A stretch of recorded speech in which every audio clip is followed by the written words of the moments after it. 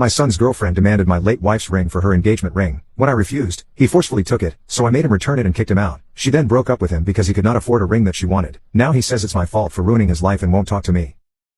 I, 46M, have a son Jake, 23M and fake name.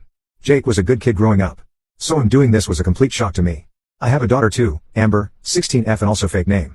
When my wife passed away from COVID nearly 2 years ago, she already had a will in place.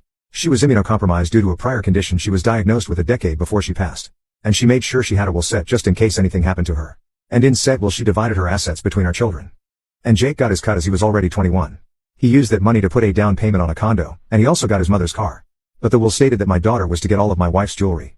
That included a vintage gold ring with a diamond that had a light blue sapphire on each side of it. That ring has been passed down for generations in my wife's family. It was originally her grandmother's wedding band. Her husband was a jeweler and handcrafted the ring for her himself. And it was passed down to my wife's mother when her grandmother died, and then to my wife herself when her mother passed. And it along with the other jewelry was to all go to my daughter. When my wife passed away, my grief was intense. But I powered through it for the sake of my family. And they supported me 100%. So the betrayal from my son was just a sharp object in the back to me. For the past 8 months Jake has been dating Sarah, fake name. She has my son wrapped around her finger. And she loves jewelry as she adorns herself with it a lot. My son mentioned the family jewels my wife left his sister to Sarah one day, and Sarah really wanted to see them. So Jake went into my room when no one was home and showed them to her.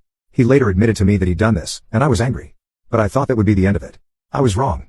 Jake came to me a week ago and begged for that ring from his mother's family jewels so that he could propose with it. He said Sarah had fallen in love with the ring when she saw it before, and he just knew it'd be the perfect ring to ask her to marry him with. He seemed completely convinced I'd be jumping for joy for him wanting to propose. But instead, I told him that I was not the one to ask as the ring belongs to Amber.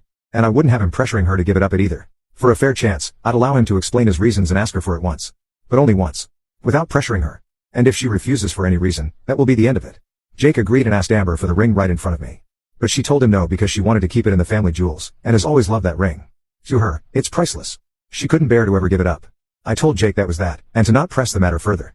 Jake left looking very unhappy about not getting the ring. But I thought he'd let it go and look into finding a similar one. But he came back another day while I was at work to talk to his sister after she got home from school.